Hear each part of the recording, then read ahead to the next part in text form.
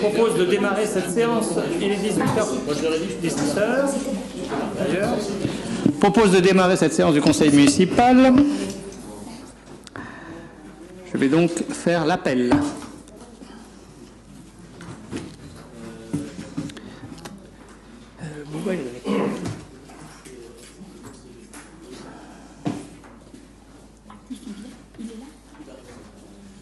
Bien. Alors, Marie-Madeleine Hug. Présent. Christophe Rambaud. Présent. Francine Feuzor. Présent. Moussa Osturk. Présent. Anne Pasco. Présent. Jamel Malgui. Présent. Michel Brandon. Présent. Atif Khalid doit arriver un peu en retard. Marie Razamoeli. Présent. Boubacar Ba est excusé à donner pouvoir à Atif Khalid, donc quand il arrivera. Daniel Barré. Asma Manaï Hamadi est excusée, elle a donné pouvoir à Moussa Osturk. Fatima Tasso, elle n'est pas arrivée. Elle va arriver. Miné Caillou, Fabienne Henry, Abdullah Oren, Espérance Patureau, Jean-Claude Renouf. Bah, il est où, Jean-Claude? Il va arriver à 18h30. Élodie Torres est excusée de donner pouvoir à Christophe Rambaud, Bruno Toine, Thierry Jolivet, Alexis Christodolo, Eulalie Lama, Cyril Faure, Michel Perrier. Pouvoir transférer sur DGS par mail. À toi? Oui, mais je viens de le faire. Oui, mais à Cyril Faure. Tout à fait. Patrick Gage, Virginie Durand, Farah Loiseau arrive aussi, Kassim Balaban, Claire Prieux. Elle a donné le pouvoir, elle a donné le pouvoir. Parce que Claire, le problème de Claire, c'est que sa tablette ne fonctionne pas. Donc elle est obligée de téléphoner, voilà, elle est obligée de téléphoner pour donner le pouvoir. Parce que sa tablette ne fonctionne pas. Elle l'a donné à monsieur Bourguignon, sa tablette? Bon, on verra ça. Bien. Ah, c'est pas maintenant qu'on règle le problème. Il fallait venir il y a 1 heure. Hein. Bien. Donc, Claire Prieux est excusée de donner pouvoir à Eulalie Lama. Secrétaire de séance. Qu'est-ce qu'on... La dernière fois, c'était que... Espérance. Espérance Patureau. Pas d'opposition, pas d'abstention. Bien. Le quorum étant atteint, nous pouvons valablement délibérer. Je vous informe que le point 3 est retiré de l'ordre du jour. Voilà, et donc on le passera au prochain conseil. Nous vous avons rajouté une motion sur table concernant la fermeture de la caisse d'épargne, de l'information qu'on a dans la presse sur la fermeture des caisses d'épargne dans le Loiret. Et on vous propose de rajouter une délibération 8 bis, ça concerne le recrutement des maîtres nageurs sauveteurs à la piscine. On avait déjà délibéré pour les recruter, des recrutements des vacataires, mais on propose de les recruter comme contractuels sur des contrats de 3 ans, non pas d'1 an, pour pérenniser ces recrutements dans l'attente, pérenniser ces recrutements dans l'attente qu'ils obtiennent un concours ou je ne sais pas quoi, pour être titularisés. Donc, pour ce qui est du rajout, est-ce qu'il y a des oppositions sur cette question de précision sur une délibération qu'on a déjà votée?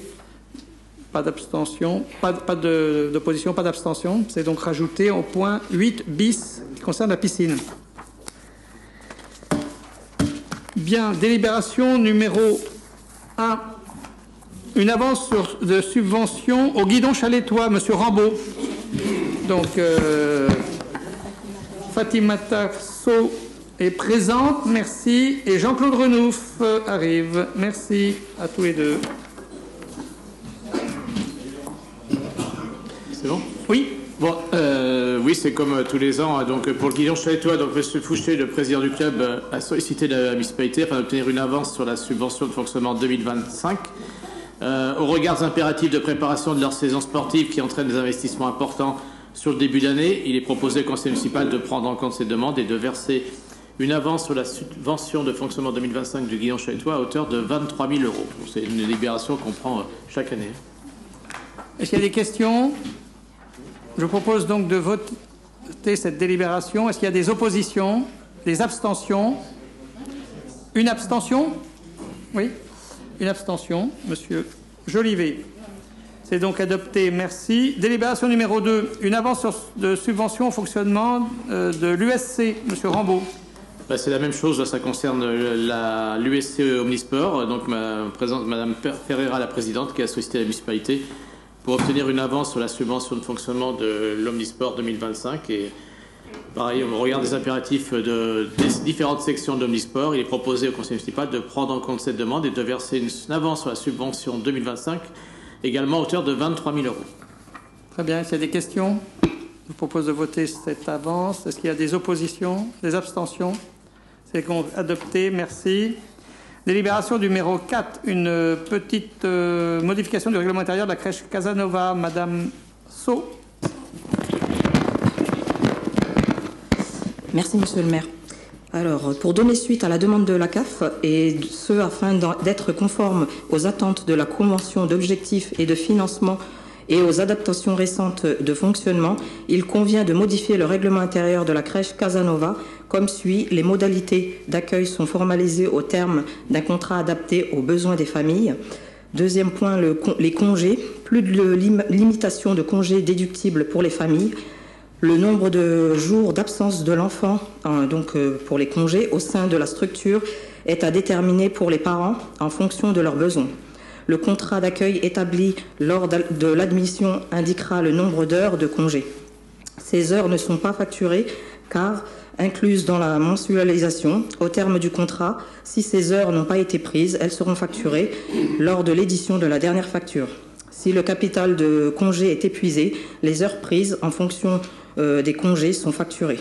Il est proposé donc au conseil municipal d'approuver ces modifications. Et je voulais juste rajouter en fait que les familles avaient le droit auparavant à 20 jours dans l'année, et donc aujourd'hui c'est illimité. Merci. Très bien. Bon, de toute façon, c'est une demande de la CAF, on peut difficilement ne pas y souscrire, puisque c'est la CAF qui fixe les règles du jeu. Est-ce qu'il y a des questions? Ça va nous coûter un peu d'argent, c'est tout. Est-ce qu'il y a des questions? Bon, je propose donc de voter cette petite modification sur les problématiques de congé des enfants dans la crèche. Est-ce qu'il y a des oppositions, des abstentions? C'est donc adopté à l'unanimité. Merci. Délibération numéro 5. Quand ça concerne le recensement qui est en cours, c'est la désignation d'un coordinateur communal et évolution de la rémunération des agents recenseurs. Madame Hug. Merci, monsieur le maire. En application de la loi numéro 2002-276 du 27/2/2002 relative à la démocratie de proximité, les opérations de recensement dans les communes de plus de 10 000 habitants consistent en une enquête par sondage effectuée chaque année sur un échantillon de 8% des logements de la commune. À partir de cet échantillon, le chiffre de la population légale est alors calculé par l'INSEE. Hormis la désignation d'un coordinateur communal responsable de la préparation, de la réalisation et de la collecte des documents, la commune recourt depuis plusieurs années pour effectuer ce sondage au service d'agents recenseurs, idéalement au nombre de 4, qui se répartissent les 4 principaux quartiers chalétois, le Bourg, Vézines, le Lancy et Kennedy-Pontonnerie. Ces agents étaient jusqu'à présent, en vertu d'une délibération inchangée depuis décembre 2017, rémunérés sur la base d'un montant brut par bulletin individuel collecté et par feuille de logement collecté, auquel s'ajoutait une somme forfaitaire par séance de formation, 2 séances obligatoires avant le début de la campagne de recensement, une somme forfaitaire pour la tournée de reconnaissance préalable à la collecte, une majoration de 15% pour le défraiement des frais de déplacement, une prime forfaitaire de fin de mission d'un montant variable selon le taux de retour.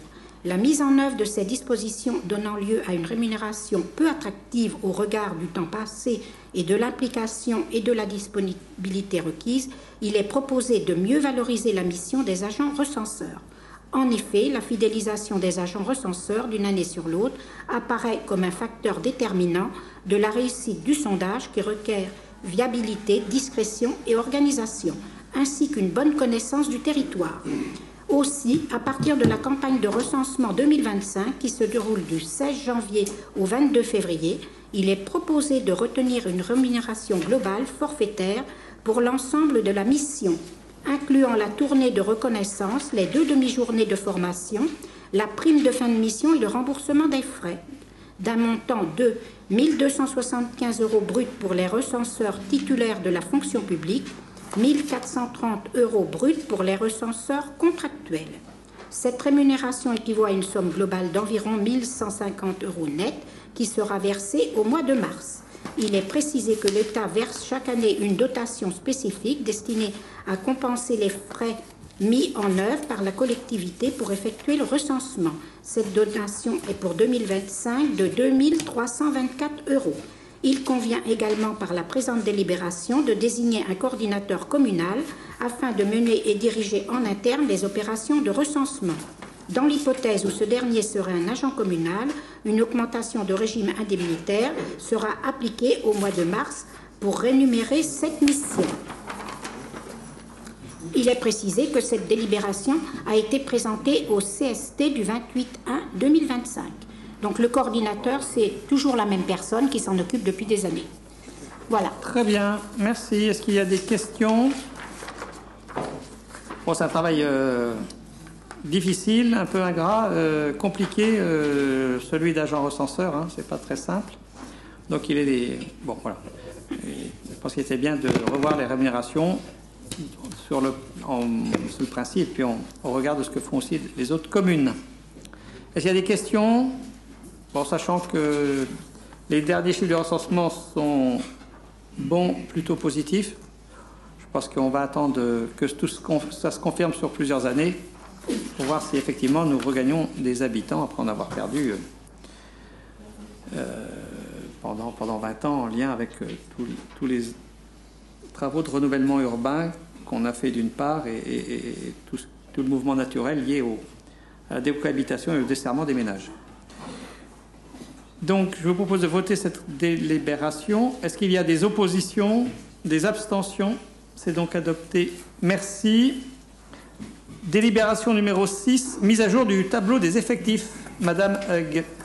Il y a lieu de modifier le tableau des effectifs comme suit. Création d'un poste d'adjoint administratif territorial à temps complet, assistante administrative CCAS Sémurpa, pour permettre le détachement dans la filière administrative d'un agent en reclassement.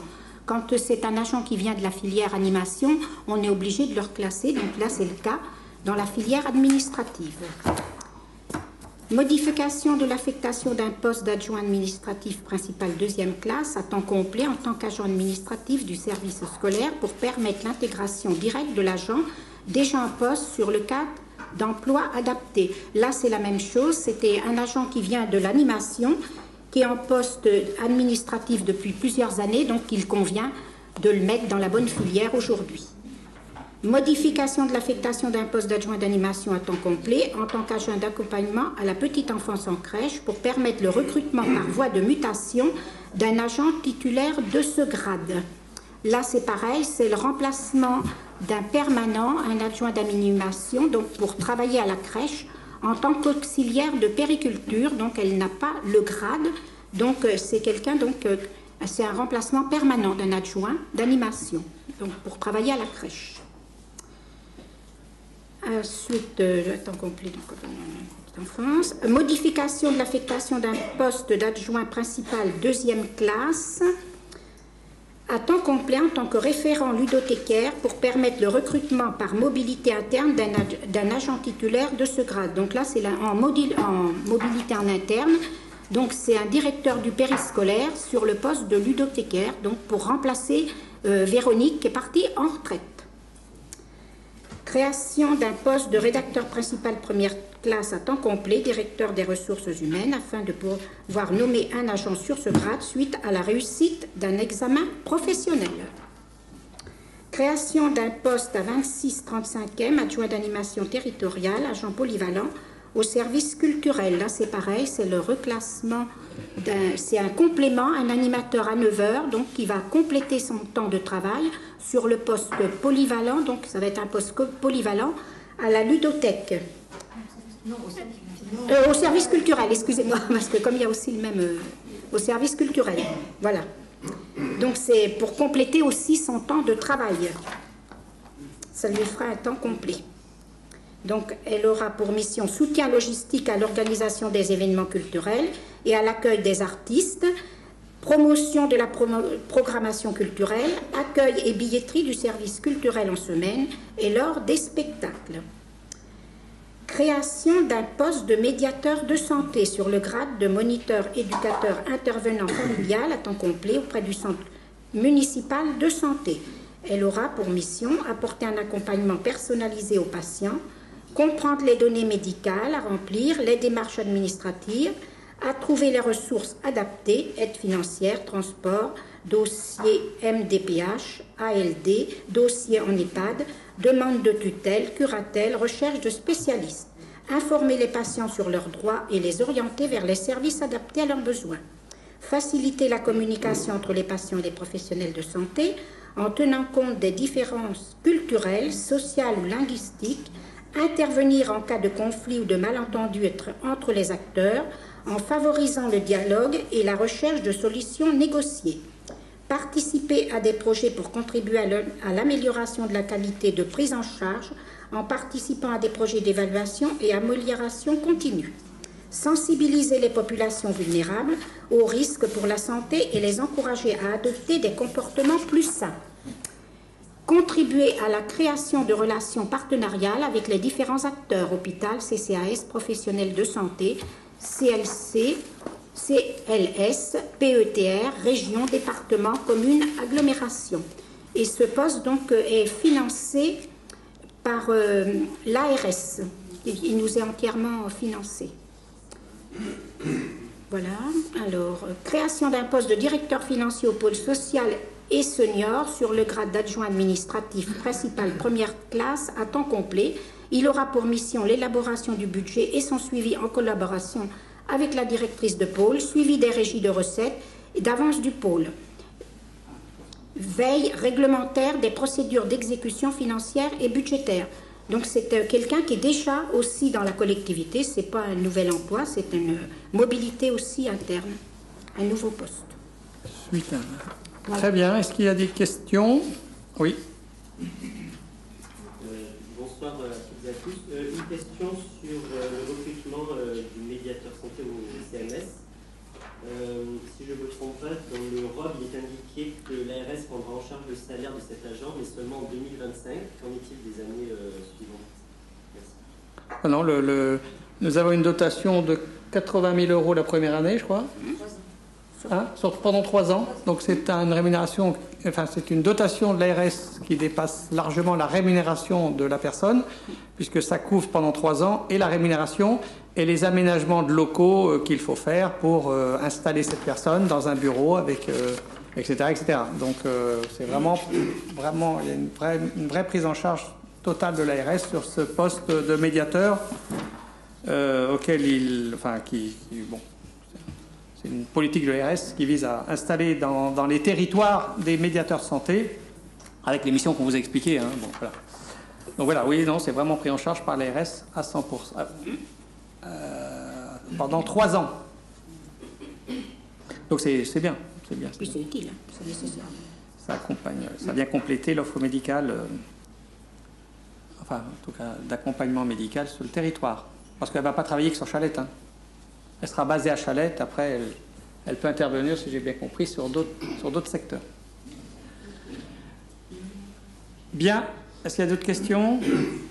Donc ce ne sont pas des postes budgétaires qu'on crée, hein, c'est des postes, je dirais, liés au statut de la fonction publique, parce qu'un certain nombre sont déjà en poste, soit parce qu'ils ont eu des promotions, soit parce qu'on les reclasse, parce qu'ils changent de filière, etc. Est-ce qu'il y a des oppositions? Est-ce qu'il y a des abstentions? C'est donc adopté. Merci. Délibération numéro 7. Oui, nous devons modifier le règlement des congés. Madame Hug. En séance du 14-11-2024, le Conseil municipal a acté la mise en œuvre du congé menstruel à titre expérimental à compter du 1er janvier 2025 pour les agentes souffrant de dysménorrhée invalidante sur présentation d'un certificat médical.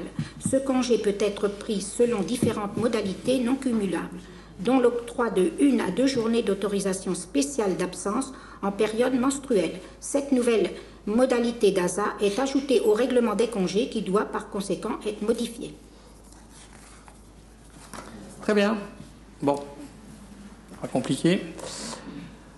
Est-ce qu'il y a des questions? C'est un rajout dans le règlement des congés. Est-ce qu'il y a des oppositions? Est-ce qu'il y a des abstentions?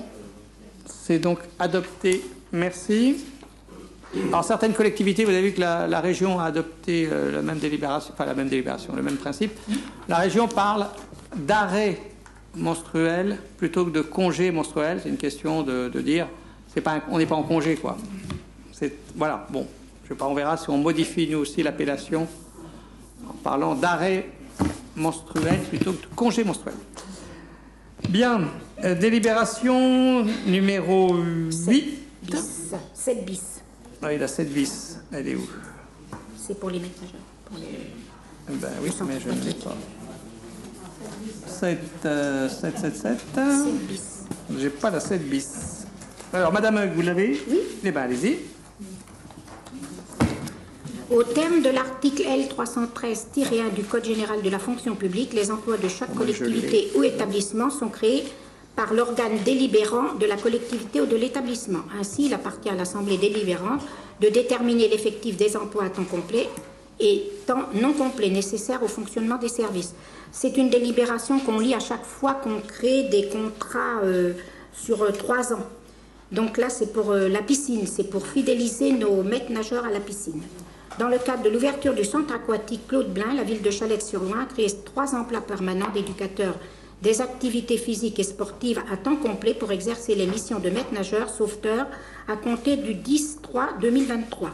Au regard de la spécificité de ce métier, de l'expertise et des compétences attendues, il s'avère nécessaire de prévoir la possibilité de pourvoir cet emploi par un contractuel relevant de la catégorie B, conformément à l'article L332-8-2 du Code général de la fonction publique, qui permet aux collectivités territoriales et aux établissements publics locaux de recruter un contractuel sur l'emploi permanent créé spécifiquement sur l'exercice de ces fonctions.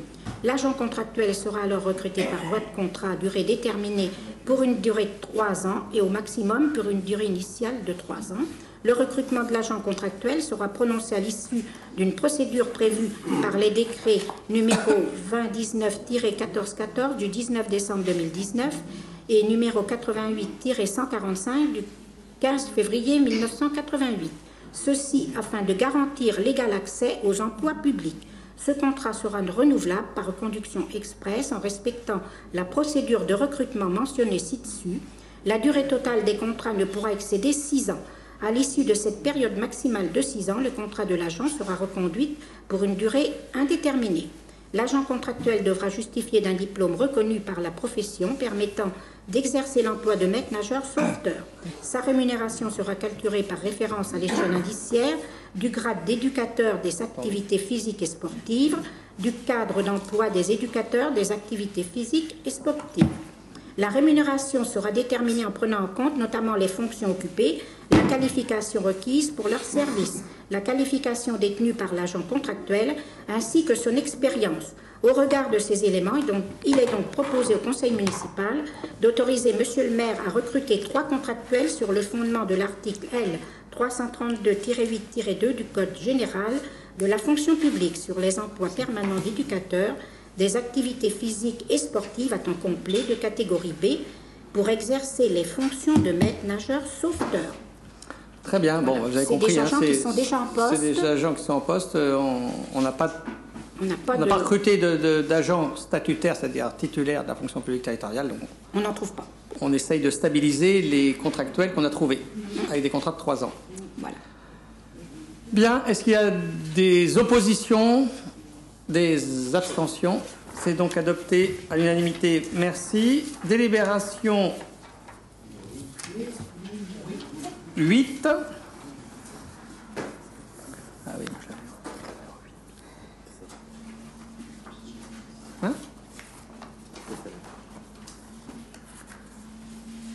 La délibération qu'on vient de faire, c'était la combien? 7 bis. La 7 bis? Oui, parce qu'elle a été rajoutée.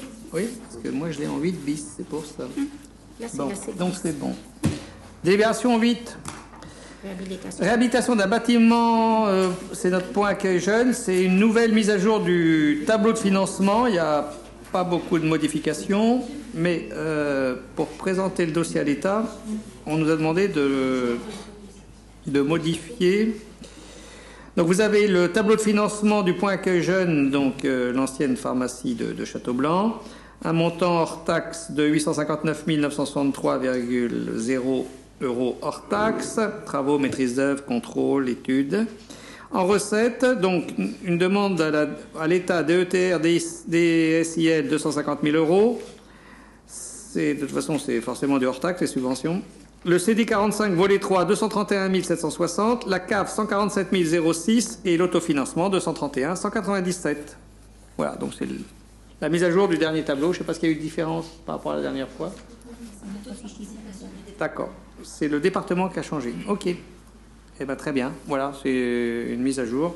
Bon, sachant que tant qu'on n'a pas les arrêtés de financement signés par les institutions qui nous accordent des subventions, et puis dans le contexte actuel, je vois ça peut encore varier. Ça peut encore varier tant qu'on n'a pas les arrêtés des présidents des institutions. Voilà. Donc c'est la dernière version qu'on vous propose. Oui. Je voudrais savoir la maison qui est à côté. Là, c'est minimum dans 2 ans. Cette maison sera effective. Enfin, l'ancienne pharmacie sera effective. Enfin, on pourra y mettre. Pour l'instant, on n'a fait aucun travaux. Oui, mais on l'a sécurisé. Mais oui, c'est pas avant 2 ans. En attendant, il me semble qu'on avait fait un compromis de vente de la salle. On l'a suspendu. C'est nous qui l'avons suspendu. Oui, c'est nous qui l'avons suspendu. On a informé le propriétaire. On a prolongé, pardon. On a prolongé la promesse de vente puisqu'on a informé l'acheteur que nous étions, pour des questions de continuité du service public, pas en mesure de vendre dans les délais prévus. Voilà. Ils sont d'accord là-dedans. Voilà. Non, on a prolongé le délai. Voilà.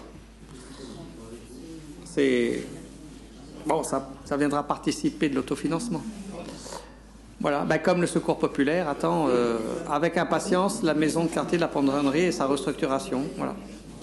Mais quand on a signé les compromis, c'était pas prévu tout ça. Bien, est-ce qu'il y a des questions? D'autres questions, pardon? Donc je vous propose de voter ce nouveau plan de financement. Est-ce qu'il y a des oppositions? Des abstentions? C'est donc adopté à l'unanimité. Merci. Délibération numéro 9, la régie de recettes du foyer Marlin. D'accord. Donc vous savez que donc au foyer Marlin, nous n'assurons plus la restauration du midi. Et donc, et puis il y a eu le départ à la retraite du régisseur. Donc on vous propose de supprimer cette régie de recettes du foyer Marlin pour les repas du midi, puisqu'il n'y a plus de recettes. Et puis il n'y a plus de régisseur qui était titulaire de cette régie. Voilà. Alors ce qui n'empêche pas qu'à Marlin, on accueille toujours des repas, mais autrement. Voilà. C'est on facture tout simplement, en fonction du prestataire qui fournit le repas, si c'est la commune ou un traiteur extérieur.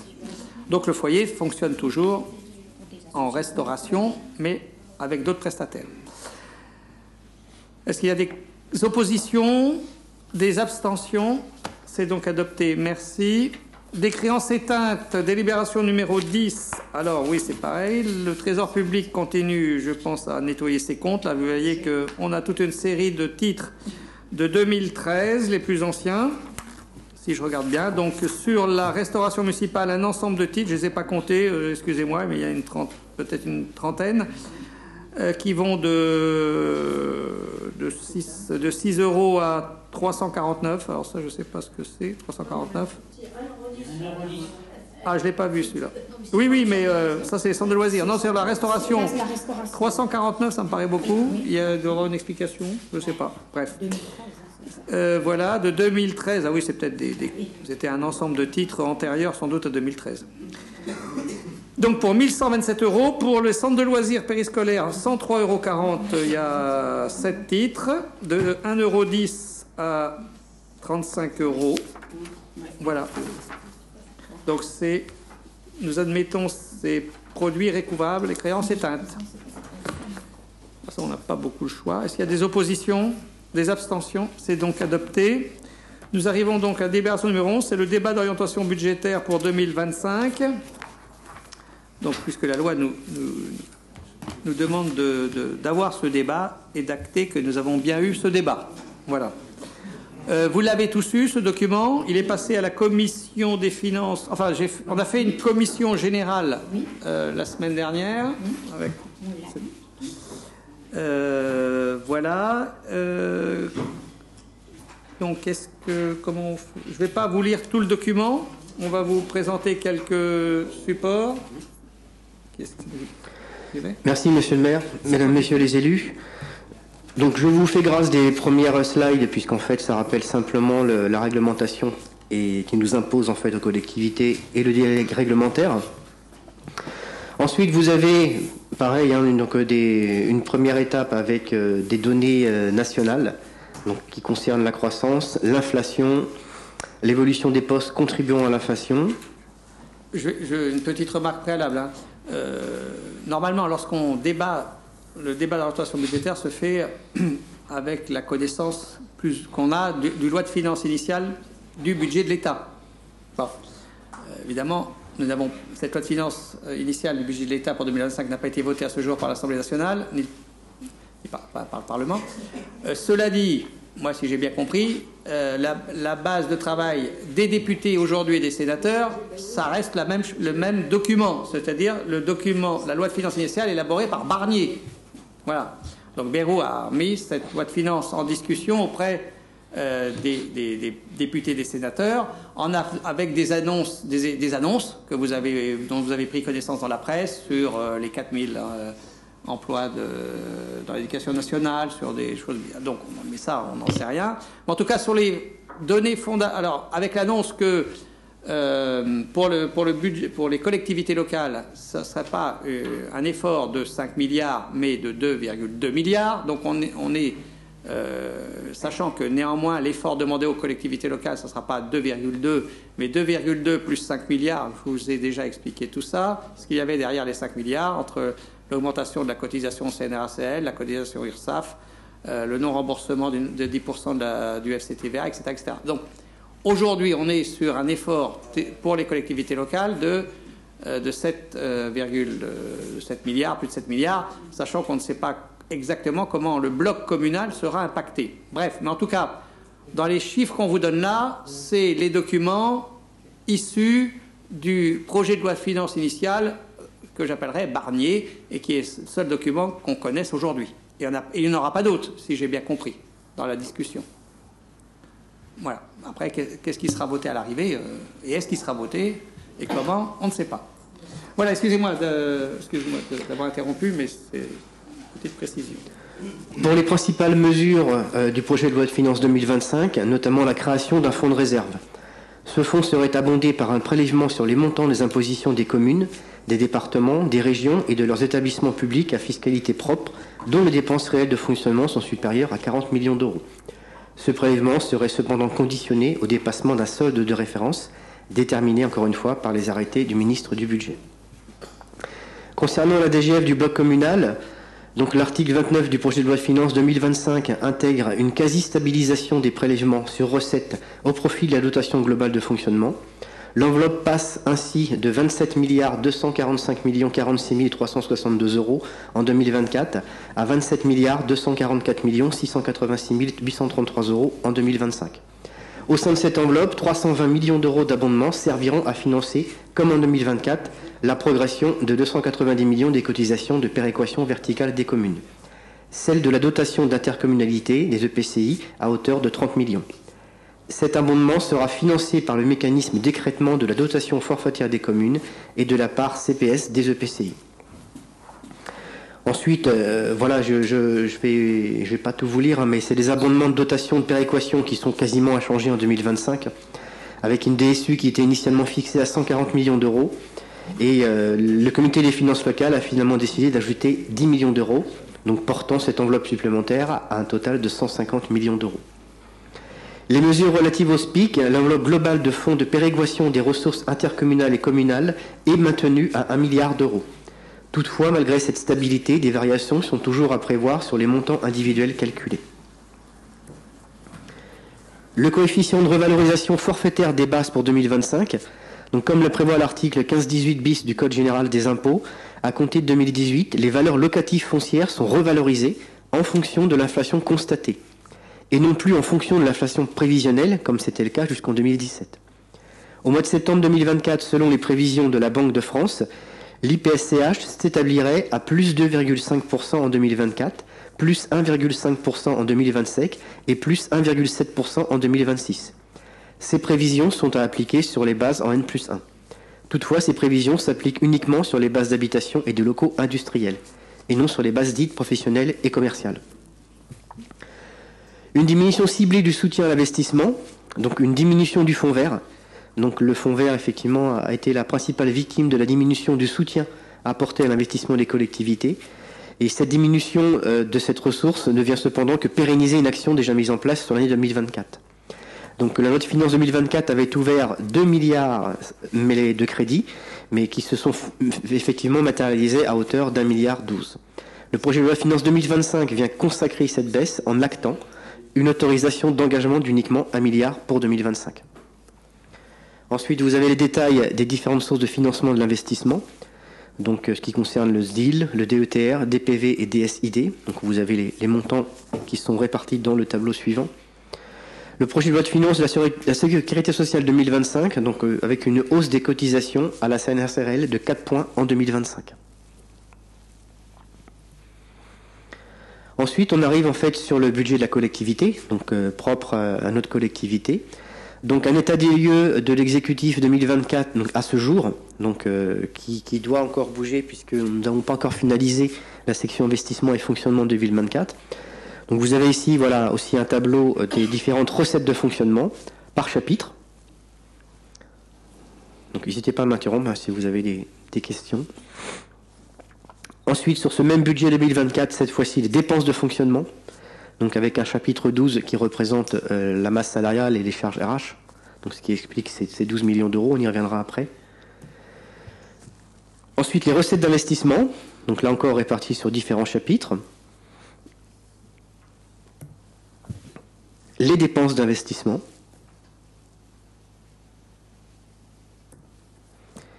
Nous arrivons ensuite sur les grandes orientations 2025. Donc, concernant les orientations de fonctionnement, donc nous continuons la rationalisation des recrutements avec une priorité donnée aux mutations internes et au reclassement des agents en attente de mobilité. C'est les différents points RH que nous évoquons à chaque conseil municipal. Mise en place des horaires variables dans certains services. Donc, c'est une réflexion, un travail qui s'engage. Accentuer et privilégier le recours à des saisonniers, le besoin et la charge de travail étant fluctuants sur une année.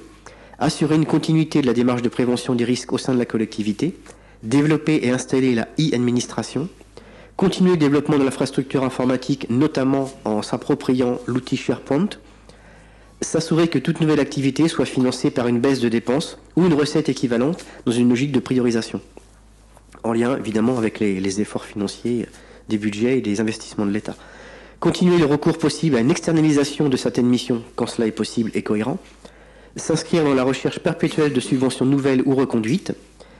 La passation de marchés publics devra être systématiquement mise en place afin de respecter le cadre réglementaire et de réaliser, dans la mesure du possible, les économies d'échelle, de manière à regrouper certaines dépenses qui aujourd'hui étaient un petit peu réparties dans d'autres services. Rationaliser les achats. Pour réduire les dépenses structurelles, il convient de poursuivre le travail de rationalisation mené au sein du pôle. La démarche des achats sera à engager sous les formes suivantes. Recenser idéalement l'ensemble des besoins en équipement, en services ou travaux, afin de regrouper ces besoins par famille de produits et ainsi optimiser les consultations. Création d'accords cadres répondant aux travaux d'entretien courant des équipements de la ville, développer les adhésions aux contrats cadres via les plateformes régionales, les groupements de commandes, etc. La masse salariale, donc là au regard du budget, rien de nouveau effectivement, compte tenu du contexte global et de la situation financière de la ville, il convient de continuer à maintenir sous contrôle la masse salariale qui, rappelons-le, constitue une part importante des dépenses de fonctionnement. La prudence est d'autant plus à l'ordre du jour que de nombreuses incertitudes pèsent sur le budget du personnel. Taux de cotisation, CNRACL, JPA, journée de carence, etc. Les orientations d'investissement, donc la liste est bien évidemment non exhaustive, c'est un exemple en termes d'orientation d'investissement sur nos gros projets en cours. La poursuite de la mise en accessibilité des établissements recevant du public, déconstruction de l'école du bourg, notre programme en matière d'environnement, donc plan de végétalisation et développement du patrimoine arboré suivi écologique, construction du point accueil jeune, déconstruction du gymnase Éluard, reconstruction du complexe sportif gymnase Éluard, on est sur une étude et un chiffrage, tout comme l'aménagement de l'avenue de la plage Jean Jaurès, donc sur l'étape de chiffrage et d'étude, audit technique du hangar, AIMO groupe scolaire du Lancy, reconstruction de la maison de quartier de la Pontonnerie. Donc à cela s'ajoutent d'autres orientations d'investissement, mais ce sont les principales. Vous avez ici un focus de 13,8 millions de dépenses d'équipement réalisées sur les différentes périodes, donc entre 2020 et 2023, qui se répartissent entre les fonds propres, les cessions, les subventions, les utilisations des excédents, les emprunts et enfin les dépenses d'équipement. Donc un budget prévisionnel 2025 s'équilibre sur la section des investissements et des fonctionnements à hauteur de 4 500 000 euros et un budget sur la section de fonctionnement qui s'équilibre à hauteur de 21 100 000. Concernant les orientations budgétaires 2025, en fonctionnement et en investissement, les deux sections devraient se stabiliser donc sur ces budgets-là. Donc un arbitrage est toujours en cours, donc l'arbitrage va courir jusqu'au vote du budget au mois de mars, et l'incertitude nationale actuelle du projet de loi de finances toujours pas voté, donc qui modifierait ou pas ces différentes constructions budgétaires. Les montants définitifs seront communiqués à la prochaine commission consacrée au budget primitif 2025. Ensuite, un focus sur une progression du produit de la fiscalité directe sous le seul effet mars. Les produits de contribution directe évoluent chaque année sous l'impulsion de la revalorisation annuelle des bases. Le produit de la fiscalité directe progresse en moyenne de 1,5% par an. L'évolution des bases fiscales est fondée sur deux éléments, la revalorisation forfaitaire et la variation physique. Par prudence, le travail que l'on vous présente intègre une revalorisation forfaitaire de 1,5%. Nous avons estimé ces recettes à hauteur de 9 530 000 euros. Les autres recettes fiscales indirectes ont été évaluées au même niveau que l'année précédente. Un retour de l'écrêtement de la dotation forfaitaire. Donc le calcul du montant de la dotation forfaitaire s'effectue selon deux variables. D'une part sur la base de l'évolution de la population à la hausse ou à la baisse, qui entraîne une majoration ou une minoration du montant de la dotation forfaitaire. D'autre part, en fonction du potentiel fiscal par habitant de la commune qui la rend éligible ou non au mécanisme d'écrêtement. Cet écrêtement est suspendu exceptionnellement en 2023 et 2024. Chalette-sur-Loing ayant un potentiel fiscal par habitant supérieur à 75% du potentiel fiscal moyen national, connaît donc un écrêtement. Nous avons donc estimé la dotation son fonctionnement à 1 474 000 euros. Concernant la dotation de solidarité urbaine, nous avons estimé cette enveloppe à hauteur de 2 855 000 euros. Les autres recettes de fonctionnement évoluent peu par rapport à l'exercice 2024. Une légère hausse est constatée pour les produits du domaine, moins de 1%. Un résumé sur les dépenses de fonctionnement. Donc en termes de prévision des autres charges de fonctionnement, les hypothèses d'évolution sont les suivantes. Les charges à caractère général, donc ce sont les fonctionnements de l'ensemble des services, plus 2%, et les charges de gestion courante, plus 0,6% en moyenne. Vous avez sur cette DAPO un focus sur la dette et le recours à l'emprunt, donc avec une dette en 2025 à 10 millions d'euros, donc logiquement elle tend à diminuer selon l'emprunt. Ensuite, un focus sur le ratio de désendettement qui se maintient à un niveau de 3 années, donc reste éloigné du seuil limite des 12 années, malgré le désendettement de la ville sur la période 2024-2029, le ratio se maintient aux alentours de 3 années, donc qui est un bon ratio. Un focus, là encore, sur la masse salariale, donc je ne vais pas rentrer dans le détail, mais on souhaitait porter à votre connaissance le budget 2024 réalisé sur les 3 chapitres RH, donc le chapitre 11 concernant les formations qualifiantes et les déplacements, avec un réalisé de 102 986 000, un budget prévisionnel 2025 à hauteur de 100 000 euros. Sur le chapitre 12 qui concerne les différentes rémunérations, les différentes charges, assurances, etc. Donc nous sommes avec un réalisé à 12 819 439 euros et un prévisionnel à hauteur globalement de 13 352 000 euros. Sur le chapitre 65, rien de nouveau, un réalisé de 249 789 € et au budget prévisionnel 2025, 258 000 euros. Vous aurez ici les différents profils de rémunération en 2024, donc avec les différents titulaires et contractuels.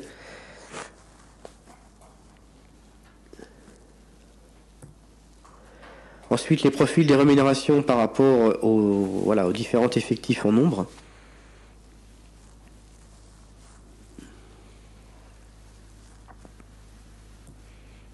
Je passe, vous avez les documents.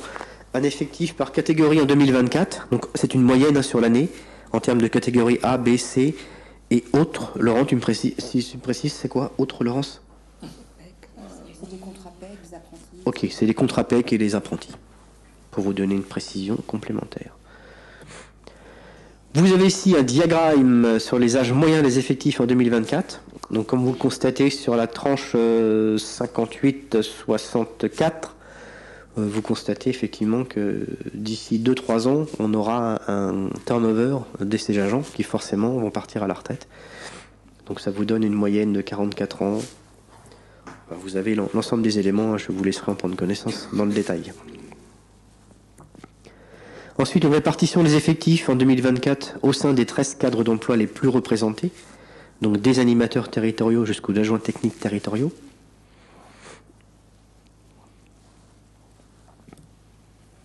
L'évolution des rémunérations brutes chargées entre 2023 et 2024, donc qui prend en compte les contractuels de droit privé, les contractuels de droit public, les autres et les titulaires.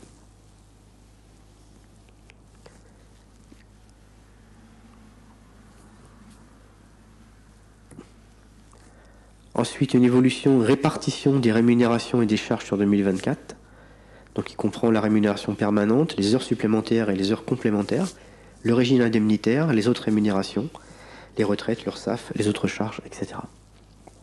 Donc avril, vous avez effectivement le complément, le revenu complément de rémunération, donc ce qui explique en fait les montants qui diffèrent et qui sont supérieurs au mois d'avril.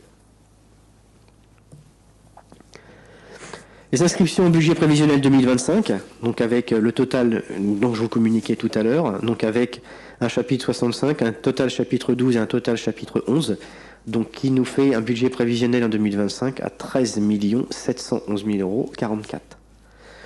Le rappel du budget prévisionnel 2024 était de 13 850 000,116 €. Vous voyez à quelques euros près, l'objectif est de maintenir ce budget RH. C'est pas simple, mais l'objectif c'est de pouvoir y arriver et vous en avez ici la présentation. On souhaitait porter à votre connaissance des impacts prévisibles de certaines modifications réglementaires. La hausse du taux de cotisation URSSAF, plus 1 point, donc ce qui représente 46 000 € pour la collectivité. Hausse de cotisation CNRACL, plus 4 points, donc qui représente plus de 186 000 €. La garantie individuelle de pouvoir d'achat, donc supprimée en 2024. Donc il semblerait dans les discussions au niveau de l'État que cette prime soit de nouveau à l'ordre du jour pour 2025. Donc nous avons estimé le montant à 25 000 €. L'allongement de la carence maladie de 1 à 3 jours non quantifié, mais les dernières informations nous laissent à penser que cette proposition soit abandonnée pour 2025. L'organisation d'élections nationales courant 2025, nous avons quand même provisionné un budget au cas où. Nouveau régime indemnitaire de la police municipale, donc ça implique en fait un coût de 20 000 € pour la collectivité. D'autres impacts prévisibles des principaux besoins RH, donc la réussite du concours de policiers municipaux par un ASVP, donc ce qui est une bonne chose. Recrutement d'un médiateur de santé, nous venons de l'évoquer. Réorganisation du service financier. Saisonnier service technique. Remplacement d'un agent de la ville propre sur 6 mois en prévision d'un départ à retraite. Éducateur sportif pour une action bouge à l'eau sur le service des sports. Recrutement d'un ETP au service entretien et restauration. Recrutement contrat PEC 25 heures hebdomadaires sur 9 mois au cimetière. Renfort polyvalent 26 heures hebdomadaires au service culturel, c'est le poste qu'on a évoqué tout à l'heure. Adhésion au bonus attractivité de la CNAF, impliquant une revalorisation nette mensuelle de 100 € pour le personnel de la crèche. Et j'ai terminé. Bien, donc je signale l'arrivée de Sarah Loiseau à 18h14 et de Atif à 18h44 qui prend le pouvoir de Boubacar. Voilà.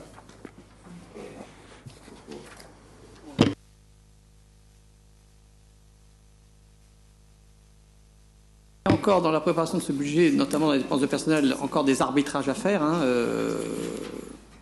bien sûr. Et par contre, ça doit être discuté aussi. Une nouveauté que l'on souhaite faire rentrer dans le budget, c'est ce qu'on avait appelé notre époque le chapiteau loisirs, c'est-à-dire une présence des services du pôle SPC, donc sport, jeunesse, etc., parentalité, bref, enfin tous les services de toute façon seront concernés. On voudrait installer dans le quartier prioritaire de la politique de la ville, donc sur le quartier Kennedy-Châteaublanc, un chapiteau loisirs pendant 15 jours. Bon, on était au mois de juillet, voilà. Pour démarrer, on va commencer sur 15 jours et ça sera une présence quotidienne à travers ce chapiteau loisirs. Alors, c'est le terme que j'utilise là, je ne sais pas comment on appellera ça en termes de communication. C'est un gros effort qu'on va demander aux services concernés et dans le budget pour qu'on puisse avoir une présence dans ce quartier et j'espère qu'on sera soutenu là-dedans par les institutions avec lesquelles on travaille. Voilà. Mais je pense que lorsqu'on l'a fait, ça a eu un grand succès dans le quartier. Ça viendra compléter, je dirais, le choix politique qu'on a fait depuis plusieurs années de développer on avait ce qu'on appelait les pieds d'immeubles, depuis de nombreuses années. Depuis maintenant 3 ans, on fait des véritables fêtes de quartier en mettant des moyens matériels et humains très importants avec l'ensemble des services et des associations.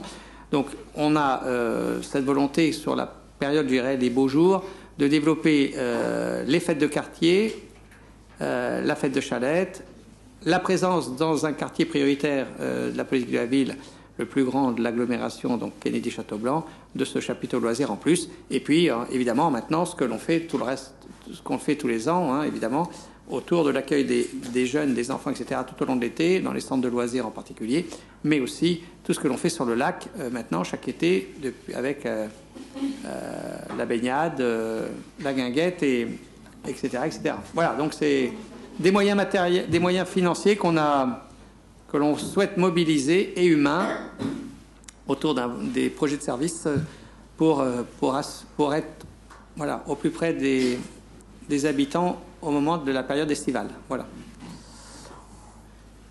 Je vous donne la parole pour ceux qui veulent la prendre. Oui, monsieur Christodoulou.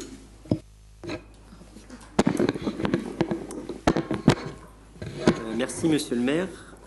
Chers collègues, permettez-moi d'apporter des éléments supplémentaires sur le contexte national. Depuis la dissolution improvisée par le président de la République en juin 2024 et les élections, nous avons des gouvernements minoritaires issus du camp des perdants et qui entendent poursuivre la même politique néolibérale. Sur le plan budgétaire, le gouvernement nous promet encore plus d'austérité pour les ménages, pour les collectivités territoriales. Mais nous savons qu'une autre voie est possible. Les députés du Nouveau Front Populaire en avaient fait la démonstration en octobre et novembre 2024. Par une série d'amendements, le budget avait été largement remanié en faveur des collectivités. Rétablissement graduel de la cotisation sur la valeur ajoutée des entreprises, la CVAE, tandis que le gouvernement prévoyait sa suppression totale dans 3 ans. Indexation de la DGF sur l'inflation, ce qui aurait permis une hausse de près de 500 millions d'euros. Rejet de la réduction du taux du fonds de compensation pour la taxe sur la valeur ajoutée. Opposition au fonds de précaution, cette ponction de 3 milliards d'euros sur les recettes de quelques 450 collectivités les plus importantes. Bon, j'en viens maintenant au niveau communal. Notre groupe a d'abord une question précise concernant le contrat PEC au cimetière. Quelle sera sa fonction? Quelle formation cette personne recevra-t-elle? Ensuite, nous avons un ensemble de remarques sur le personnel municipal. Nous regrettons d'abord la précarité de l'emploi, qui malheureusement ne se résorbe pas d'année en année. Seuls 60% des agents sont titulaires, ce qui est plus faible que dans la commune voisine de Montargis, dirigée par la droite, où cette part s'élève à 67%. On constate aussi qu'un bonus attractivité versé par la CNAF pour les personnels de la petite enfance, la crèche, sera instauré cette année, ce qui doit nous amener à avoir une réflexion plus générale, plus globale, sur la revalorisation du traitement des agents, notamment de la catégorie C, qui ont des bas salaires. Le rapport nous exhorte de manière plus globale à poursuivre la maîtrise de la masse salariale, mais dans le même temps, il est prévu que les indemnités des élus progressent d'environ 9 000 euros. Cette enveloppe est en constante hausse ces dernières années. Alors même si les proportions ne sont pas les mêmes, pourquoi ne pas maîtriser également les indemnités des élus? Une ville qui se réclame de la gauche doit aussi avoir des élus exemplaires qui savent faire des efforts quand on en demande aux agents. Concernant les orientations au fonctionnement, nous sommes tristes de voir que, comme l'année dernière, vous reprenez à votre compte le jargon technocratique et libéral avec des expressions comme externalisation, rationalisation des recrutements, rationalisation des achats. Nous voulons insister sur 3 points qui ne nous semblent pas aller dans le bon sens, dans le sens d'une municipalité qui se réclame de la gauche. Premièrement, le projet de mise en place des horaires variables est pour nous porteur de danger, dans le sens où on marcherait vers une annualisation du temps de travail, par exemple pour les services techniques. Deuxièmement, la volonté d'accentuer et privilégier les saisonniers signifie la précarisation encore plus grande de la masse salariale, alors même que celle-ci est déjà importante. Enfin, dernièrement, derrière le terme externalisation de certaines missions, il y a l'ambition d'abandonner certaines fonctions municipales, de les privatiser. Nous savons d'ores et déjà qu'un projet de confier à des entreprises privées l'entretien des espaces verts de certains sites est déjà dans les tuyaux, notamment les écoles, le centre Louis-Aragon, le hangar, la piscine, une partie de la base de loisirs. Nous nous en inquiétons et nous pensons que cela peut être la porte ouverte vers une plus grande privatisation. Enfin, je termine mon intervention avec les orientations en investissement. Nous constatons que rien n'est prévu sur la vidéosurveillance. Le projet est-il abandonné? Si tel est le cas, nous nous en félicitons, car vous le savez, les caméras sont un dispositif coûteux et inefficace. Merci de votre attention.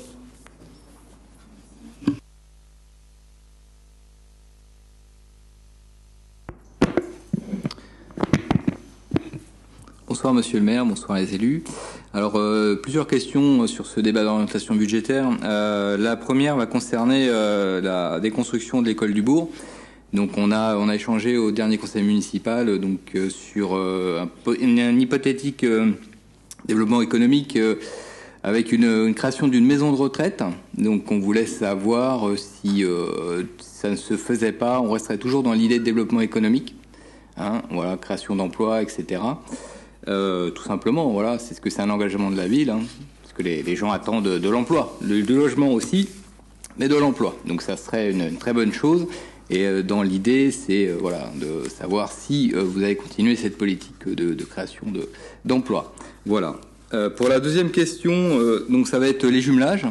On n'a pas vu en précision, notamment sur l'Ukraine. Est-ce qu'il y a des choses qui sont prévues cette année? Et puis les autres aussi, on peut faire un petit tour. Voilà, reprendre un petit peu la main sur les jumelages. La troisième question, on va rejoindre alors les caméras. Voilà, on sait qu'on a échangé là-dessus. C'est prévu pour le prochain mandat. Alors il y a des études de fait, donc on aimerait savoir un petit peu où ça en est. Voilà. Donc pour le reste, c'est tout. On vous remercie.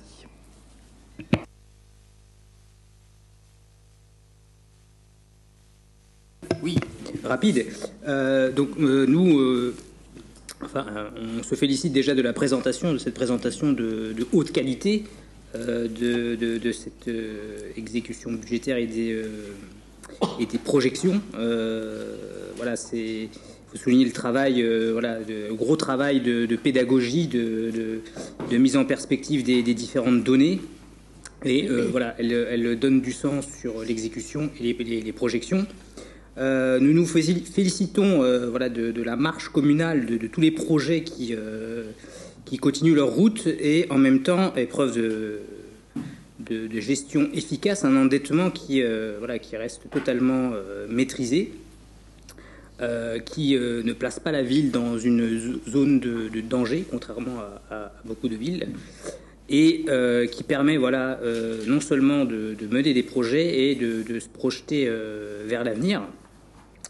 Une remarque également sur la méthode et sur les projections, notamment effectivement les projections d'externalisation de certaines tâches.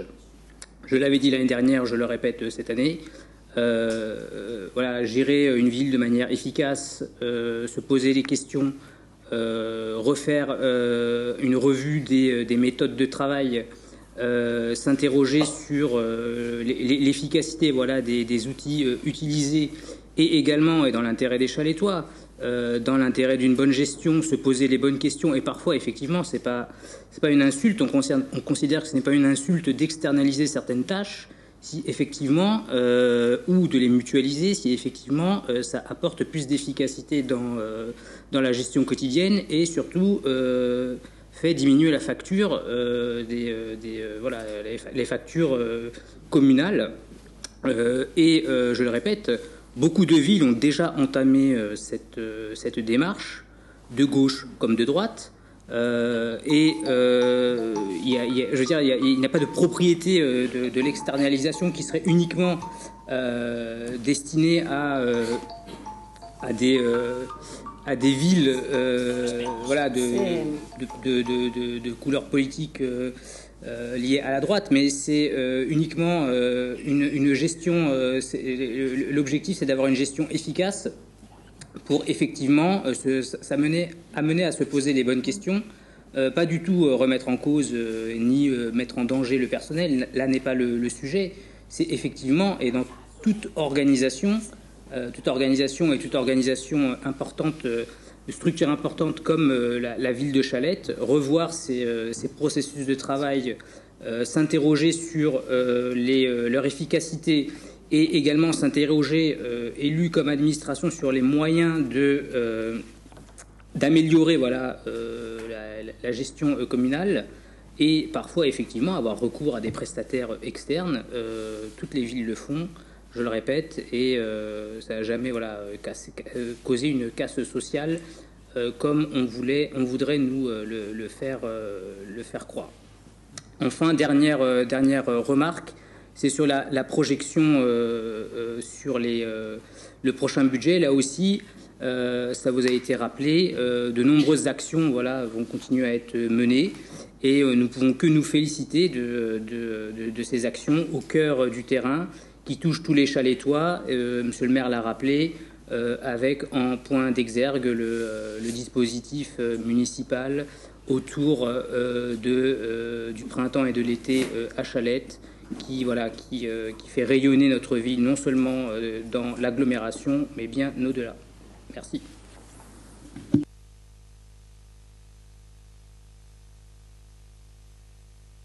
Merci, monsieur le maire. Moi, je voudrais juste... je vais essayer de pas répéter ce que vient de dire Atif, mais je voulais quand même saluer le gros travail des services qui ont monté ce budget, tout au moins cette présentation, et puis à l'intérieur des différents pôles, le gros travail de tous les chefs de service et des employés qui ont joué le jeu le plus possible pour maîtriser ce budget, qui dans un contexte toujours aussi difficile, réussit à faire que la ville conserve un endettement maîtrisé et que malgré tout de nombreux projets puissent continuer à vivre, voire même être impulsés.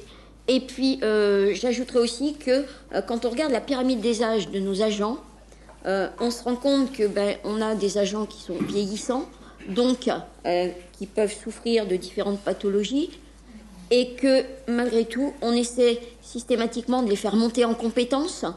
Donc on pérennise les emplois autant que faire se peut en valorisant le travail des agents et puis en installant là aussi un maximum de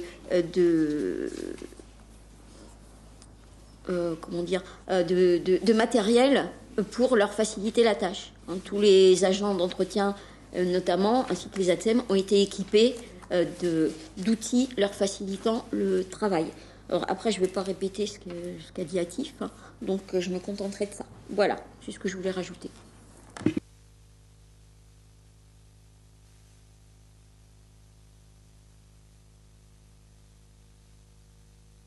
Chers collègues, quelques mots. Déjà, à mon tour, pour remercier et saluer et souligner tout le travail qui est fait tout au long de l'année par l'ensemble des services, et particulièrement en fin d'année, en début d'année, par la Direction générale des ressources humaines, les services financiers, pour faire un bilan de l'année écoulée et préparer les orientations pour l'année à venir. Donc je sais que c'est un gros travail qui a occupé tous les services, les adjoints, pendant de longs mois dans la dernière période. Ce soir, il s'agit d'un débat d'orientation budgétaire. Hein. Ce soir, on ne vote pas le budget.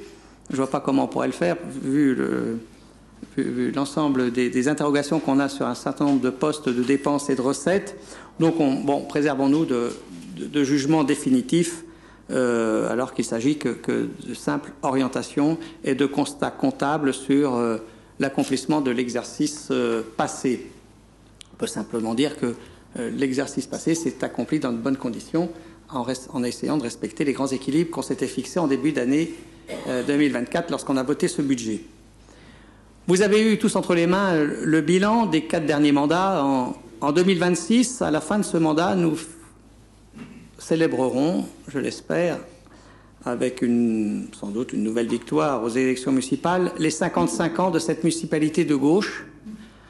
Dans ce conseil municipal, dans cette majorité municipale, il y a des élus communistes, des élus socialistes, il y a des gens qui se revendiquent de l'écologie, des citoyens tout simplement, et puis on a une opposition qui accompagne cette municipalité depuis de nombreuses années.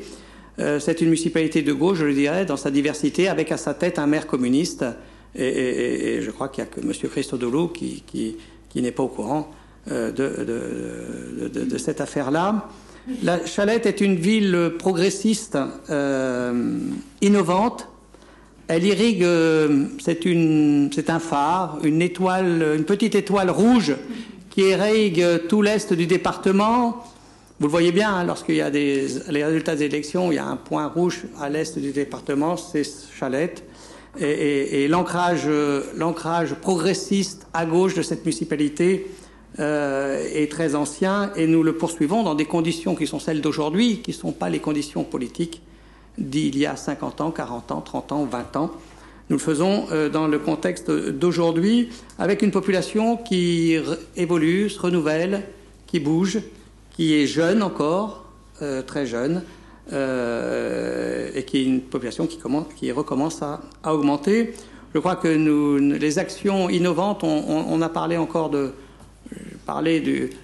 du congé menstruel. Voilà, il y a une ville dans le département qui a pris cette mesure en direction de son personnel, c'est la ville de Chalette. Il n'y en a pas d'autres dans le département, et il faut je crois, voilà, c'est ce qui montre aussi le caractère innovant, voilà, de cette municipalité qui a su, au fil des décennies, se renouveler et toujours être au plus près de l'attente des habitants, à l'écoute des habitants, dans un contexte évidemment financier pour les communes, beaucoup plus difficile aujourd'hui qu'après les lois de décentralisation de 83-84 par exemple, si je prends cette référence-là.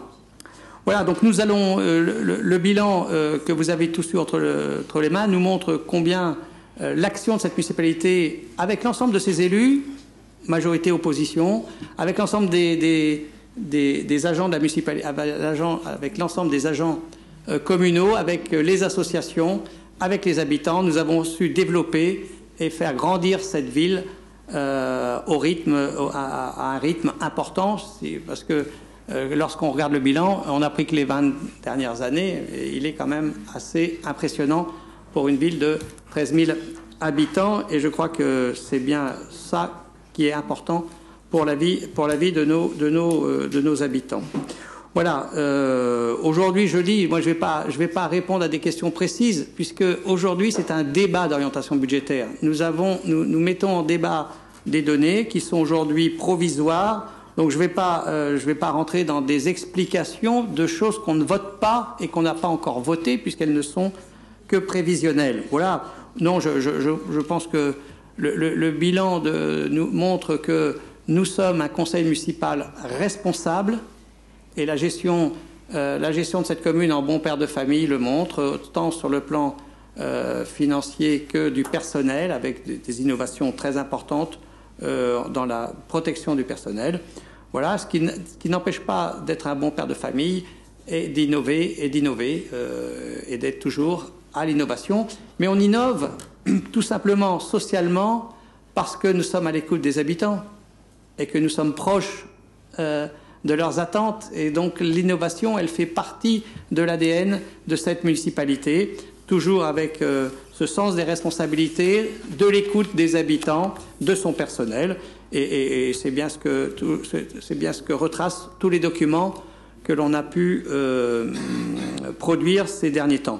Maintenant, sur la situation nationale, je suis le premier, vous êtes nombreux autour de cette table, à dénoncer les politiques libérales. On les combat, c'est dans l'ADN de cette municipalité de combattre les politiques de droite et d'extrême droite. J'ai dit dans une interview à la République du Centre, vous savez, l'extrême droite ne fait que s'installer dans les chaussons mis en place par une droite extrême qu'il y avait dans l'est du département. Je n'ai pas voulu citer de nom, mais je pourrais, et qui occupait le terrain, qui est tout simplement cette droite extrême occupait le terrain qui est aujourd'hui occupé par le Front National. Donc il n'y a rien de nouveau, il n'y a rien de très nouveau dans le rapport de force politique qu'il y a dans l'est de ce département. Et heureusement que nous sommes toujours là pour résister à la droite et à l'extrême droite, sans avoir jamais abdiqué sur aucune de nos valeurs, ces valeurs de liberté, d'égalité, de fraternité, de laïcité, sur les valeurs de justice sociale, de tolérance, de vivre ensemble, d'antiracisme, d'antisémitisme, et c'est bien ça qui est le marqueur de cette municipalité et qui est reconnu bien au-delà de notre territoire, de notre agglomération et du département. Voilà, donc nous allons poursuivre évidemment dans cette voie avec des projets qui sont aujourd'hui tout à fait importants. Je ne vais pas les relister, mais évidemment le budget en investissement, il va tourner autour de la construction du gymnase Paul Éluard. C'est tout à fait essentiel pour la vie de nos enfants et des associations sportives. La poursuite du travail pour pouvoir démarrer le réaménagement du point d'animation jeunesse, la remise en ordre de la maison de quartier de la Pontonnerie, la réflexion à venir sur l'avenue et la plage Jean Jaurès, c'est un travail de 30 ans pour essayer de recréer un vrai centre-ville dans le centre de Chalette, et la poursuite des aménagements que l'on a menés. On a révolutionné dans les quartiers populaires d'habitat collectif la vie dans ces quartiers. Regardez la greffe urbaine réalisée en 30 ans sur le quartier Kennedy-Châteaublanc ce que l'on a fait sur Vésine autour de l'école du quartier de la Folie, ce qu'on a fait au Lancy autour de l'avenue Painlevé, de la rue Painlevé. Bref, et évidemment comment on a su conforter ce qui est aujourd'hui l'image de Chalette autour d'Hutchinson avec le lac et l'ensemble des équipements mis à disposition, notamment tout au long de l'année, mais évidemment avec un effort supplémentaire qu'on fait depuis maintenant 4-5 ans sur l'animation tout au long de la période d'été du lac. Et on est comme dans une station balnéaire. Il y a des activités qui se passent au lac et qui n'ont lieu que l'été. C'est la raison pour laquelle, en bon père de famille, nous allons recruter des saisonniers pour faire fonctionner ces activités tout au long de l'été. C'est comme l'histoire du chapiteau loisirs qui va fonctionner pendant 15 jours. Moi, j'aurais souhaité qu'il fonctionne 3 semaines ou 1 mois, mais il va fonctionner pendant 15 jours. C'est en plus de tout ce qu'on fait avec le service jeunesse, avec le service des centres de loisirs, et donc on va faire aussi l'appel à des prestataires extérieurs et à des vacataires parce que c'est une activité qui n'aura lieu que 15 jours. Voilà, c'est tout simple, c'est les raisons qui sont très simples. Sur les jumelages, c'est plus compliqué puisque nous sommes confrontés à la guerre ou à la guerre économique. La subvention pour Cuba, c'est difficile parce que les Américains bloquent tout. Cuba a été sorti des listes des pays soutenant le terrorisme pendant 8 jours. Voilà. Et voilà, donc les banques, tous les investissements sur Cuba des banques des pays étrangers sont bloqués. Donc c'est compliqué d'envoyer de l'argent sur Cuba. L'argent qu'on devait envoyer au camp de Ascar, c'était bloqué aussi par Israël. Donc c'est compliqué d'envoyer de l'argent au camp d'Ascar, pareil. Et Kiev, je ne vous fais pas de dessin, on est au cœur de la Troisième Guerre mondiale ou de son début. Voilà, donc la seule bonne nouvelle, c'est que je vais représenter la ville à Ponte de Lima début mars, puisque la ville de Ponte de Lima va fêter ses 900 ans. Donc une très vieille, c'est pas pour rien si à l'époque Michel Kister, qui avait premier adjoint, avait proposé Ponte de Lima, c'est parce que nous avions souhaité nous jumeler avec une ville riche de son patrimoine et de ses habitants. Et si nous avions choisi à l'époque Ponte de Lima, c'est pour cette raison-là. C'est une des plus vieilles villes du Portugal, dans le nord du Portugal, dans ce Minho très, très rural. Voilà, donc je vais aller représenter le maire de Ponte de Lima m'avait demandé il y a un an de faire partie du comité de célébration des 900 ans, ce que j'avais accepté, évidemment, et on fera l'occasion de faire un point sur notre jumelage avec Ponte de Lima également. Voilà, et puis Nulfer, je pense qu'on va pouvoir refaire. La situation n'est pas simple pour la ville de Nulfer, c'est une ville de gauche. Alors, c'est le parti social-démocrate turc kémaliste. Ils sont évidemment, ils ont des contraintes fortes de gestion, avec le pouvoir central qui les surveille de très près. La bonne nouvelle, c'est que le maire de Nilüfer, avec lequel nous avons conclu le jumelage il y a 10 ans, M. Bosbé, est devenu le maire de la commune voisine. Il a fait le Max Nubla, puisqu'il était élu à Nilüfer pendant 2 mandats, et là, il est maire de Bursa, qui est la 3e ou 4e ville de Turquie. Bursa étant l'ancienne capitale de l'Empire ottoman. Voilà. Donc c'est une très grande ville, je ne sais pas combien de millions d'habitants, 3 millions d'habitants. Donc c'est sûr que entre Nilüfer et Bursa, il y a un peu plus de moyens financiers que la commune de Chalette.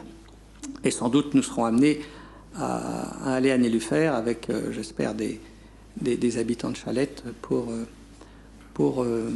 marquer le jumelage et les actions en direction du jumelage. Voilà.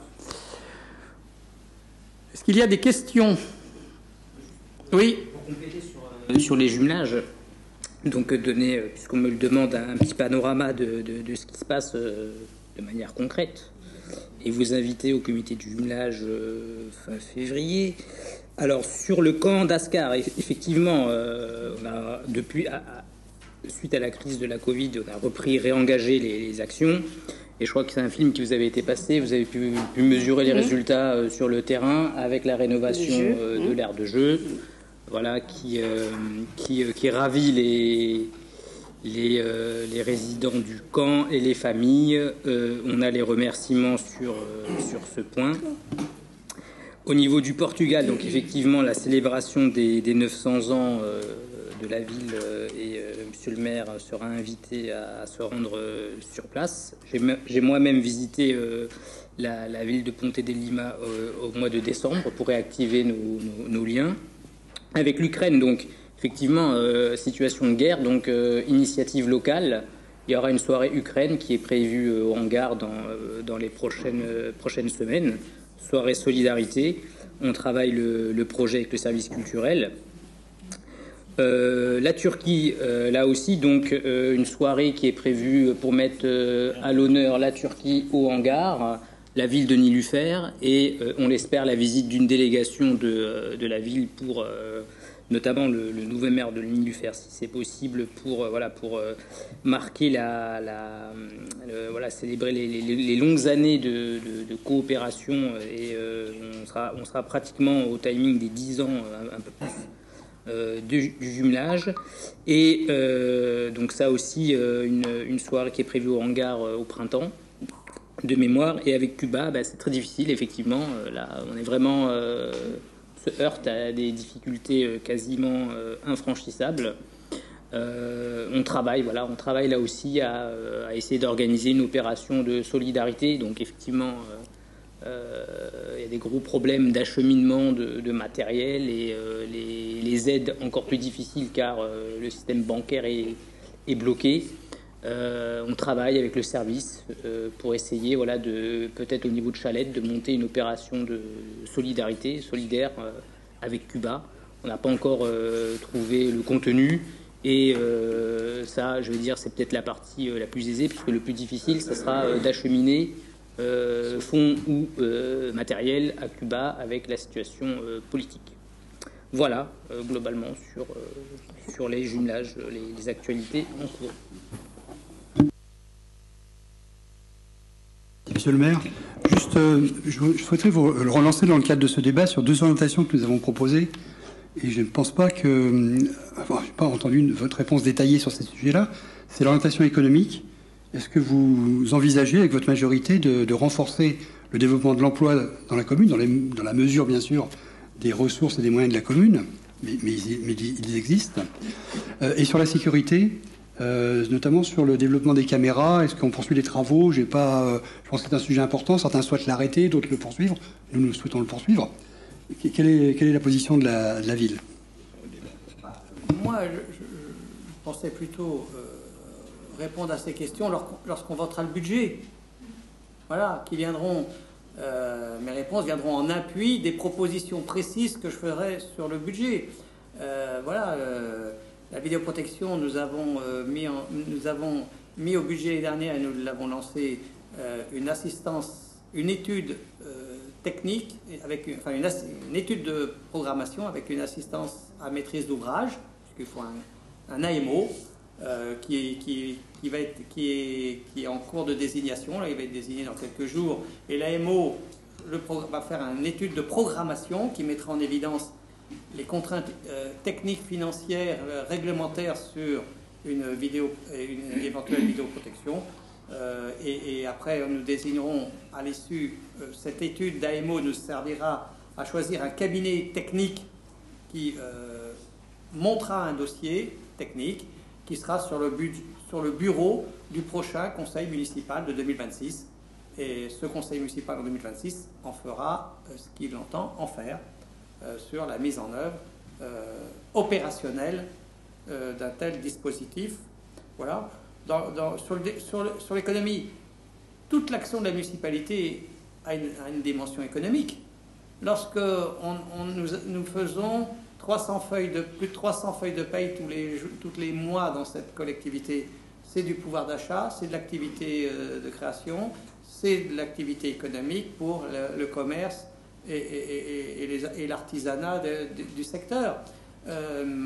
Lorsqu'on accompagne... Lorsqu'on développe la construction de logements, la rénovation urbaine, c'est du développement économique. On fait travailler de nombreuses entreprises, c'est du développement économique. Voilà, M. Gage, vous connaissez assez bien les compétences des collectivités locales pour savoir que depuis 20 ans, depuis 2003, et ça s'est renforcé et confirmé depuis, la compétence économique stricto sensu, elle appartient à la région Centre, Val-de-Loire, et déléguée en délégation aux agglomérations. Donc venez pas me poser des questions sur le développement économique, il faut le poser à l'agglomération, bien entendu, et au conseil régional. Mais évidemment que les élus de Chalette au sein du conseil municipal, mais aussi les élus de Chalette au sein de l'agglomération, travaillent sur le développement économique de l'agglomération, mais aussi sur celui de Chalette. On a des gros dossiers, je vous l'ai dit. Nous avons signé une promesse de vente sur Saint-Gobain à la fin de l'année, en début d'année. Et j'espère que ce projet, s'il se réalise, c'est un très gros projet économique qui conforte l'existant. D'ailleurs, hein, c'est pas un nouveau projet, mais c'est la confortation et le développement de l'existant.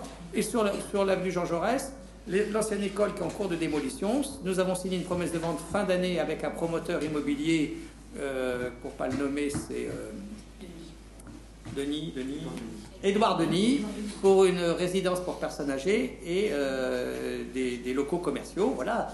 Mais avec, je vous l'ai dit, sur les deux promesses de vente, celle du développement économique, celle de l'avenue Jean Jaurès, il y a 3 pages de conditions suspensives qui se réaliseront en fonction d'impératifs qui sont beaucoup nationaux, et le contexte national réglementaire, fiscal jouera sans doute beaucoup dans l'aboutissement favorable ou pas et complet de ces deux dossiers. Voilà, donc moi j'ai confiance, mais on voit bien qu'aujourd'hui les conditions suspensives, par exemple de commercialisation des logements, pour qu'elles se réalisent, il faut trouver des gens qui achètent des logements. voilà, bref, des investisseurs, c'est ça que je veux dire. Voilà, donc on a confiance, on travaille, on poursuit, et puis on poursuit sur de nombreux autres dossiers avec l'aglo, sur la cloacothermie. Il y a une réunion demain pour utiliser ces calories qui sont gratuits, qui circulent dans les réseaux d'assainissement toute l'année, nuit et jour, et bien d'autres dossiers comme ça qui avancent, qui vont avancer au fil des mois. Mais il y a des précisions que j'apporterai au moment du vote du budget. Ça ne sert à rien que je les donne là, parce qu'on ne sait pas ce que sera le budget véritablement dans son détail. Est-ce qu'il y a d'autres questions? Sinon, je vous propose d'acter par votre vote que le débat d'orientation budgétaire a bien eu lieu, qu'il vous satisfasse ou pas d'ailleurs, qu'il vous convienne ou pas. On vous demande d'acter qu'il y a eu un débat autour des orientations budgétaires. Alors, est-ce qu'il y en a qui pensent qu'il n'y a pas eu de débat? Non, il n'y a pas eu de débat. Il vous appartenait de le mener, ce débat. C'est une boutade. Donc, 2 personnes pensent qu'il n'y a pas eu de débat. 3, avec Claire, qui s'abstient sur ce débat. Donc, il y a 3 personnes qui pensent qu'il n'y a pas eu de débat. Voilà, très bien, merci, c'est voté. Maintenant, on va passer à la dernière question. C'est une motion sur le... Alors, bon, je rencontre quelqu'un de la Caisse d'épargne la semaine prochaine, je crois. Sans doute quelqu'un qui vient d'Orléans. Enfin, toutes les mauvaises nouvelles, elles arrivent d'Orléans, de toute façon. Donc, quand il y a quelqu'un d'Orléans qui me demande rendez-vous, en dehors, quand c'est Madame la Préfète, évidemment, qui arrive ici qu'avec des bonnes nouvelles. Non, je plaisante. C'est pour des mauvaises nouvelles. Donc, mais la personne vient maintenant. Vous savez, c'est comme quand Valois, le directeur de Valois, est venu m'annoncer la fermeture de l'agence de la rue Saint-Just. C'était fin août. En gros, c'était le 30 août et le 1er septembre, le conseil d'administration votait la fermeture. Donc là, il vient m'annoncer je ne sais pas quoi, mais j'ai lu dans la presse que 20 caisses d'épargne fermaient dans le département. Voilà. Donc on vous propose par anticipation, si on se trompe, ben écoutez, la délibération, on la garde jusqu'à la semaine prochaine, on ne l'enverra pas à la préfecture.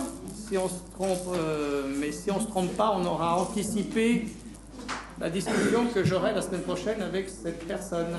Voilà, donc une motion contre la fermeture de la caisse d'épargne de Vézines. Oui? Ben attendez, on va lire la motion quand même. Comme vous voulez, monsieur oui, le maire. On va lire la motion et puis après vous ça marche. Excusez-moi. Merci.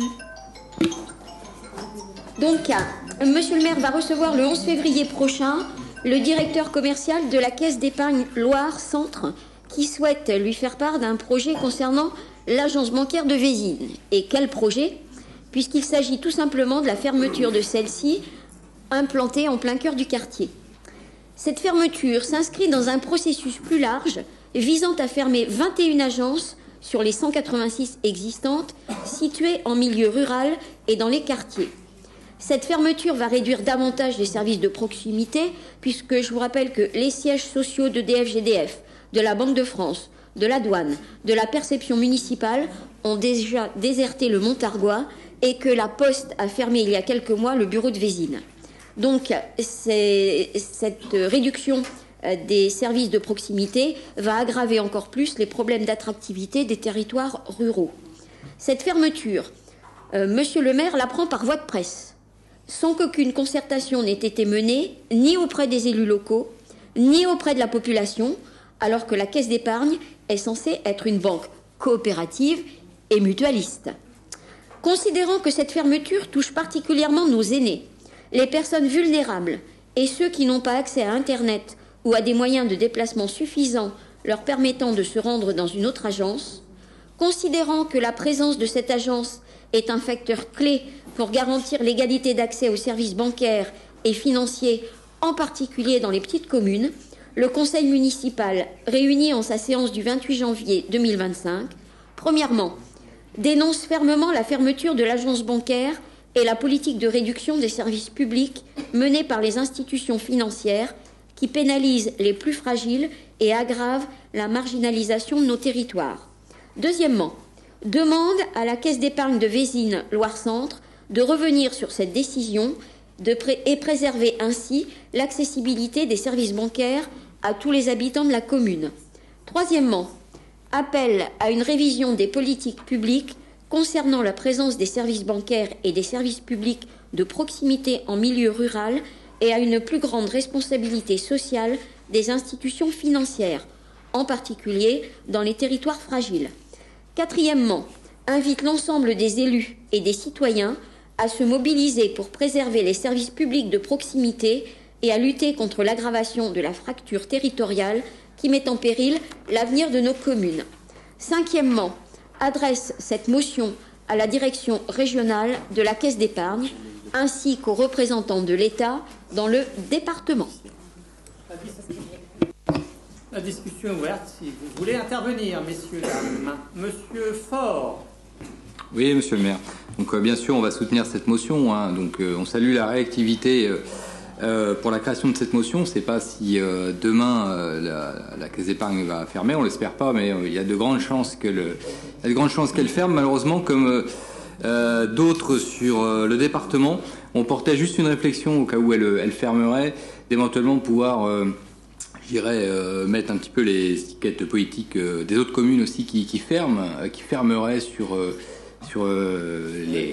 les agences. Hein. Il y a nos gens, éventuellement. Voilà. Donc pour créer plutôt une force d'action une synergie plus importante. En tout cas, nous, on y participera. Et voilà. Très bien. Je vais voir mes collègues élus des autres communes concernées. S'il n'y a pas d'intervention, je vous propose de voter cette motion. Est-ce qu'il y a des oppositions, des abstentions? Et donc voter à l'unanimité. Merci. Vous l'avez tous sur table, hein? Oui. Merci. Ça clôt notre conseil municipal du 28 janvier. Nous nous retrouverons maintenant le 11 mars pour le vote du budget. Voilà. Donc, je vous souhaite une bonne soirée. Je vous rappelle le repas des retraités dans 15 jours, où tous les élus sont invités à venir filer un coup de main pour servir nos aînés au long de cette journée qui est très sympathique. Voilà, merci.